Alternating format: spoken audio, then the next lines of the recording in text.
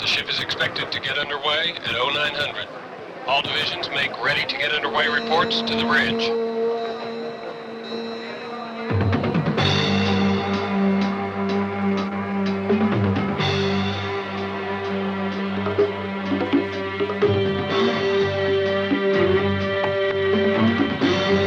This is Chief Receiver reporting A Division manned and ready to get underway. Bridge, this is Chief Smith of the Medical Department. We're manned and ready for getting underway. Supply Department's ready to get underway. Time to take the regulator up. Fire, go. Electrical Division is ready to get underway. DC Central reporting manned and ready for getting underway. Her name is USS California, the 6th Navy ship to bear the name. She first left this port under sail a century ago. Now, the old sloop's namesake sails from Norfolk, powered not by the wind, but by the atom. Her designation, cruiser. But the only thing old about her is the name. She's the first of a new class of nuclear-powered surface ships. 11,000 tons of the most sophisticated systems yet designed by man. Her crew, 28 officers and 512 enlisted men. Among them is a small company of men without whom California could not make its first major voyage. Some say they're rugged individualists who sail their own course. Others say they're the backbone of the Navy. Probably they're both. They are the chief petty officers, the chiefs. And this is their story.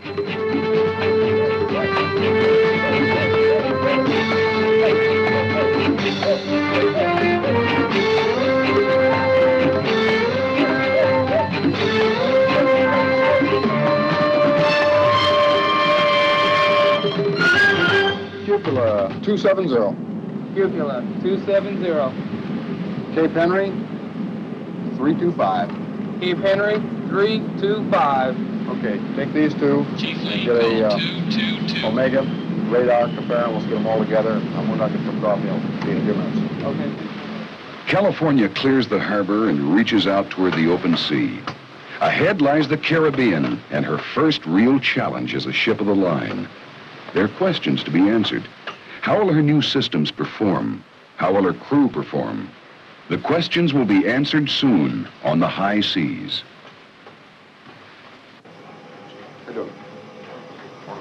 This is the chief's mess. No one would dare enter this inner sanctum without knocking. Not the newest seaman, not the captain. Such is the respect these men have earned. The chief is the highest-ranking enlisted man in the Navy, at the top of his profession. Aboard ship, he occupies a position between the crew and the officers. He is a conduit between the two, indispensable to both. If a ship were a corporation, the chief would be middle management. And just as middle management runs the day-to-day affairs of a corporation, the chief runs the ship. Strangely enough, there is no written document that defines the unique role of a chief in the Navy. His role for 200 years has been guided by tradition, common sense, and the constantly changing needs of his men and his officers. Relieve the watch on deck. Condition 4, watch section 2. Master Chief Quartermaster Kenneth Kimball, the assistant navigator. Although he never went to navigation school, he has mastered his profession through self-study and experience, and has taught it to many of the officers now in the fleet. When California's captain was assigned to the ship, he went looking for Kimball, found him, and brought him aboard to sail with him. Chief Kimball is one of the few enlisted men in the Navy qualified to be officer of the deck on a ship of this class. My duties as a chief involve the process of the training evolution of, in some cases, seniors, most cases juniors, trying to train somebody to someday that will follow along in my place. My job as a navigator is to keep the ship off the rocks, avoid collision, and train my people to the extent that professionally they can do the same. All right. Make sure we get those in the book. They all look pretty close. Let's try a good horizon. Lieutenant Lewis A. Nick Jr., navigator of the cruiser California. When he was an ensign, Chief Kimball was his instructor in navigation school. Now, together, they get the ship where she needs to go. Well, Let's go plot them and see. Sure. Everybody who is an officer of the deck learns navigation by watching people do it and by practicing it. Chief Kimball is the man to watch, and he is the man to learn from. 8 o'clock deposit here this morning. Looked pretty good. Officers are, particularly junior officers, are most dependent on chiefs to teach them everything that they can ever learn about technical parts of operating a ship. The things that they learn that make them good officers, they learn from chiefs. Looks pretty good to me. Okay, I'll take it in, put it on the plotting sheet, and see how it compares with the sunlines. Okay. Where you got us? Right here, Captain. Captain 10:30, Floyd make H. it. Miller, He's Jr., got 3 sunlines. commanding officer of California. Check it out. Known by his men as one of the best ship drivers in the Navy. 7 cents for knot. One of his chiefs said, "There are 2 skippers in the Navy I'd sail to the bottom with. This captain is one of them." We'll get the counter. Well, the function of a chief, the way I see it, is that he's a technician and he's a middle management leader. He's had lots of years of experience in the Navy, otherwise he wouldn't be a chief. I think that a chief must provide training to his junior officers in particular, and that's where I look back to my first chief in the Navy, who took me under his wing. John Tobin insisted that things be done right. He ensured that they were done right, and his men all understood that. And I saw that that worked very well, and I think some of that rubbed off on me. Morning, Captain. Morning, XO. This is Executive Officer Commander Fred Triggs, a nuclear specialist. He is in charge of the day-to-day administration of the ship.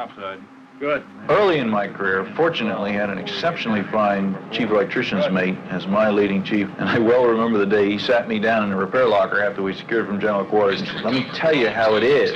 And I've never forgotten that. Executive officer depends a great deal on a chief petty officer. He expects that chief petty officer, with his vast experience in the Navy, to know basically what has to be done. Very good. The California cuts through the Atlantic. Her twin nuclear reactors provide her unparalleled speed and endurance. Her helmsmen say she is so responsive, she can go from full speed ahead to a dead stop within a distance equal to 5 times her own length. In the days when the first California sailed, the eyes and the ears of the ship were found in the crow's nest high above the deck. In the new California, the crow's nest is here, deep within the ship, in an area known as the Combat Information Center. This is Senior Chief Sonar Technician Richard P. Lee. With his fathometer and his sonar, he is as familiar with the bottom of the sea as Chief Kimball is familiar with its surface. With this new long-range sonar, we don't really do that much navigation anymore, but as far as sound ranging, in other words, ASW warfare, where we go out, get the range and the bearing, just get the target. It's primarily what this sonar is all about. Today's sonars, compared to World War II, would be something like comparing a Model T Ford to a Ferrari. Chief? Yeah. We've got a contact over here bearing 335, range 4,000. It could be that wreck off Chesapeake Bay. The range of bearing sounds good. Why don't you check with the bridge to make sure? Red sonar, we have contact bearing 335, range 4,000. Could be the wreck off Chesapeake Bay. Will you verify, please? I got it.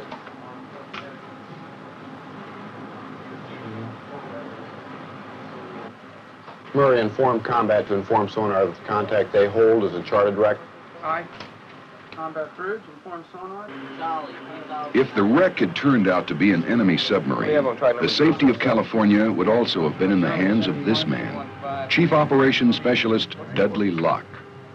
Still in his 20s, Chief Locke is among a new breed of Navy chiefs, those whose unusual technical skills, intelligence, and leadership qualities have brought them through the ranks quickly to positions of immense responsibility at an early age. Chief Locke is responsible for the men and systems comprising the offensive and defensive combat readiness of California. His station is a labyrinth of consoles and computers and highly sophisticated electronic systems. But none of this technology can be any more effective than the effectiveness of Chief Locke and the 28 men in his division. Basically, I'm responsible for the smooth operation and the training of personnel who man the Combat Information Center. Just about everything that happens on board this ship is somehow related to CIC. We have a pretty big breaking point between the petty officer level and the chief petty officer level. In fact, I think you become a hell of a lot smarter overnight. All of a sudden, I had just a little more respect, and people weren't just running around calling me by my last name. It was Chief, and that meant a lot to me. There was a time when the men who first sailed this sea had few rights and were little more than prisoners in the ships they sailed. But the world has changed. The Navy has changed. The Human Relations Committee present their... This is a meeting of the Human Relations Council. It meets regularly both in port and at sea. Its proceedings are based on the fact that a ship's crew is a society of free individuals. And as in any society, harmony and group welfare may at times seem to inhibit individual freedom. Everybody'd like to see... Chief Lee is the ship's senior enlisted advisor. Through him, every enlisted man on the ship has access to the ear of the captain. Can't treat 500 people like they're one. Each person's an individual. And being an individual, they've all got their different wants or different needs. We get the people together. If they've got a problem, they'll bring it up to me. And when I bring these problems up to the committee, I'm talking directly to the higher echelon, the executive officer, the education and services officer, the prime movers in the command. And they're the people that can normally correct 60 to 80% of the problems right on the spot. The other 20% we work on. This ship was built to be self-sufficient. Being nuclear power, we can go for many years, well over a decade, without refueling. We're not tied to the beach in any manner. We're having that as a capability. The Navy looked to other things that would tie us to the beach and ensured that we would be self-sufficient in that we have our electrical rewind shop where we can rewind essentially any motor that we have on board. We have a large machine shop that we can repair practically any piece of equipment on board. We ran out of beans and bullets, well, then we'd have a problem. But I don't have to worry about fuel, repair capabilities, and what have you on board. We're, I'd say, one of the most self-sufficient cruisers in the Navy. Flight quarters for personnel transfer. All hands not involved in helicopter operations remain clear of flight deck at areas aft of frame 151. All topside personnel remove hats. Almost all ships in the Navy today have the capability to land and launch some size or type of helicopter. We split up the responsibilities for what has to be done on the flight deck. We have to be able, obviously, to land and launch helicopters safely. We have to be able to refuel them and maintain them. We have to be prepared in the event of an emergency landing or fire. Fuel for a jet aircraft, and this helicopter is a jet aircraft, is extremely critical as far as purity and lack of water suspended in it. Daily, the fuels chief tests the fuel, and then again he samples it just before it's put into the aircraft. And they're putting their lives in that flying airplane in the hands of that chief petty officer who says, it's good, pump it to him. Chief Lefebvre is an exceptional chief petty officer, one respected throughout the ship. Not throw anything over the side. The smoking lamp is out topside. But a helicopter is an airplane, and it's a funny airplane. It's not natural for it to fly, and it's landing on a small deck, often one that's pitching and rolling, sometimes one that's wet. The operation of any aircraft is a hazardous operation. Operation of a helicopter is more so. An operation of a helicopter off a rolling platform like this becomes a very hazardous operation, one of the most hazardous things that we do. Flight deck operations, landing and launching are under control of the landing signal enlisted, LSE. Fueling is under the responsibility of the fuels chief. Firefighting, crash crew, and the responsibility of a damage control chief. So we've split it up. And each of them runs his own organization. He's responsible for the training of it. He's responsible for it being at flight quarters on time. And responsible for what it does or can be called upon to do. And it's because the chiefs and the first-class petty officers are taking charge of their area of responsibility and making it work. And all I have to do is go back there and watch. Listen, Kenneth, well done to flight deck crew for taking that helo aboard rather rapidly. We did that with no prior notice whatsoever. There are conflicts between a seagoing career and a family. Most of them are essentially the fact that you're gone for a good portion of every year. I don't like him being away so much, but that's what he wants out of life. He wants a Navy career, and he was in the Navy when I married him. During the time that you are home, you have to really just live a year in those maybe 6 months that you are there. Before Dudley has to go to sea, he tries to get everything done that needs to be. I think for her that it's a very difficult thing, especially knowing that she has to run the home, bring up Tiffany, and all the other little odds and ends that I normally do when I'm here, that she has to do when I'm gone. The day the ship pulls in is really exciting. I have butterflies in my stomach. Tiffany's all excited, and I can't sleep the night before he comes home. It's always excitement, really. I believe my family and friends have a pretty good understanding of the rank of chief and what it means to be a chief petty officer. When Dudley made chief, it just seemed like our whole lives changed, because he had worked so hard for it, and it just seemed like it was so much more exciting. He seemed so more enthused, and I seem to get more interested in the Navy since he has made chief. You lose track of time when you're out at sea. When you keep busy, the time goes along a pretty good clip. But you do think of the family a lot. You just wonder what's going on. When we got married, I knew he was going to be a Korean man. There was no doubt in his mind at that time. As far as when he leaves, the feeling has never changed. It's still a big letdown, because the kids keep me busy, so time goes by a lot faster. I keep occupied. I keep my time occupied. So it doesn't seem quite so long in between the time he leaves and the time he comes back home. But when we know he's coming back in, the kids have a big thing. We have a big countdown. When it gets to 10, the baby holds up 10 fingers and so on, and it's a big deal. And then the day he's supposed to be coming home, you just can't live in my house. Just about anything they'll bring up in the history books about this place, that place, or anything along that line. The older children especially can say, hey, I've been there. They live, or they have lived, what other kids have to study. When he made chief, proud of him, I really was. It was a big deal. As far as I was concerned, he was happy about it. Prestige-wise, if that's the right word. Yeah, really proud of him. I really was at that time. Still am. I do remember when Charlie picked somebody in on it. This is a drill, this is a drill. General quarters, general quarters. All hands bring your battle stations for the firing of ship's missile systems. It is no accident that brought California to these waters. She is a fighting ship. Her mission is to be ready in a world that demands readiness. And so, as a fighting ship, she is sailed to a test area in the high seas to see what kind of punch she has. Warning yellow weapons type. Tail, aye. Warning yellow weapons type. Aye. Track 8007, bearing 355, range 19 miles. Tail, Swick, warning red weapons free. Tail, aye. Warning red weapons free, Captain. Area's clear. Track 8007, bearing 354, range 18 miles. Swick, tail, birds free. T-1 and counting. Launch area is clear. Launching system ready to fire.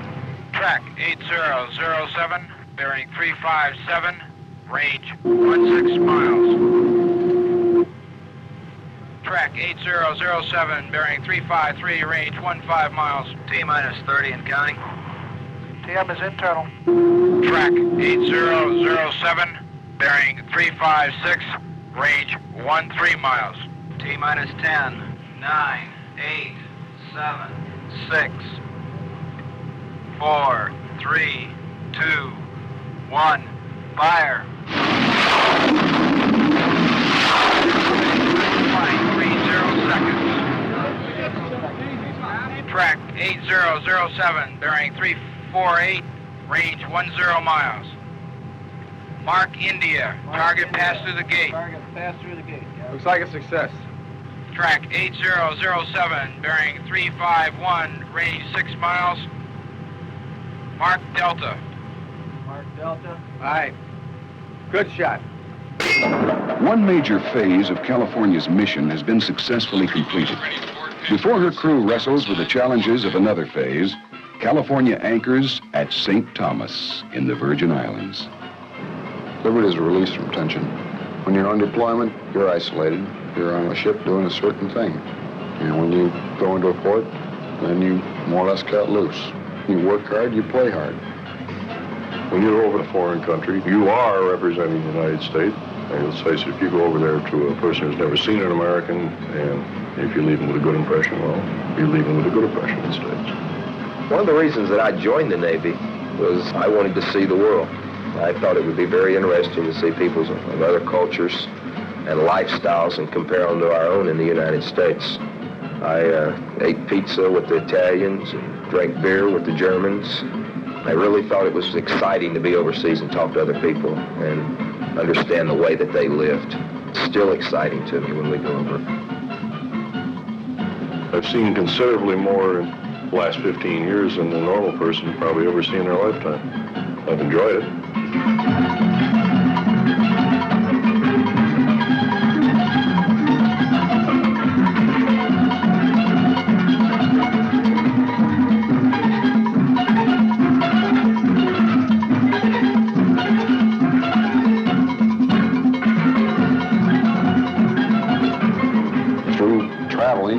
Going ashore in different countries, you more or less educate yourself to things that people spend most of their life trying to read out of textbooks. And if you get the experience firsthand, then you can supplement it with the textbook and you have a better understanding of people.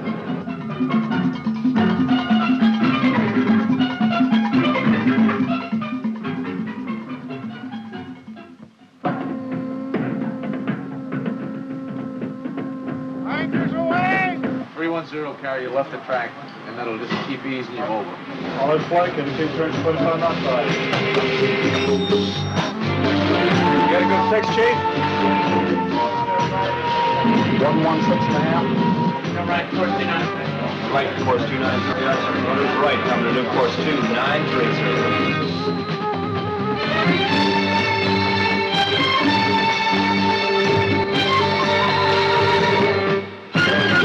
This is a drill. General quarters, general quarters. All hands man your battle stations for the firing of guns 51 and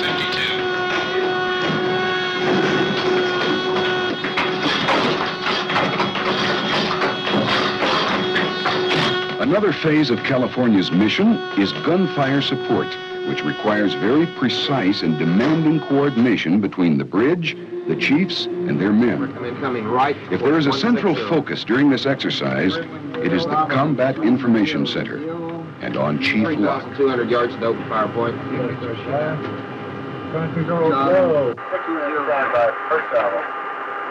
Mark pilot, Rock. 213, 13,800. All right. Bravo, Delta. 193. 193. Charlie 1. Charlie 1. 207 decimal 5. 207.5. Fire rocket. 213, 13,000. 3 minutes to open fire. We agree on course and speed. 2,500 yards to open fire point. 2.5 minutes.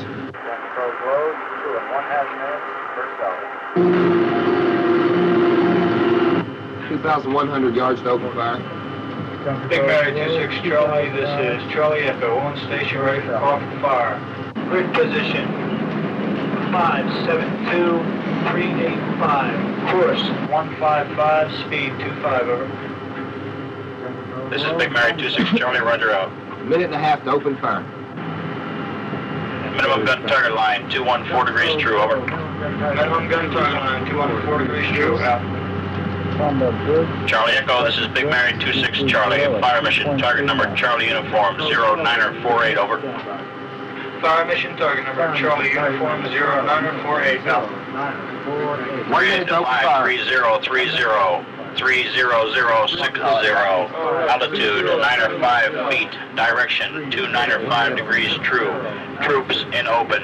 High explosive, fuse quick, main armament, 1 gun, spotter just, over. Troops in open, high explosive, fuse quick, 1 gun, main armament. Grid 53030, 30060, altitude 905 feet, direction 295 degrees right to 180. Troops in open. High explosive, fuse quick, main armament, 1 gun, spotter adjustment. Stand by, kid. Up on time, too, so. Ready, 1-4. Gun Stand by. 10 seconds. Ready, 1-4. 5. Got target line 230 degrees true. Ready, 1-4. Fire, over. Slash up. How you supposed to shoot?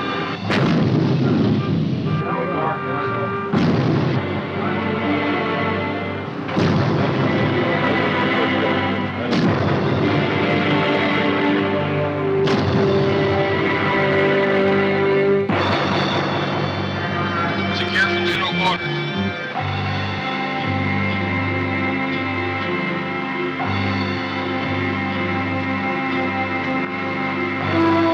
The Chiefs, a company of rather uncommon men, rugged individualists, professionals. They say the Navy is changing, and so it should, but there is something in the Chief that never changes, and that's Navy life at sea.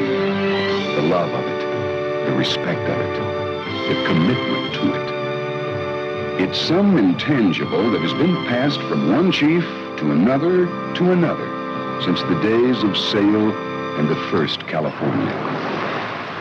Listen, Captain. Needless to say, I am extremely gratified with the performance of the ship and her crew. We achieved a grade of 96.4 in gunfire support exercises and had 4 successful missile shots. I think that this is the type of performance that our Navy and our nation expect of a ship of this class. Well done to the crew. That's all.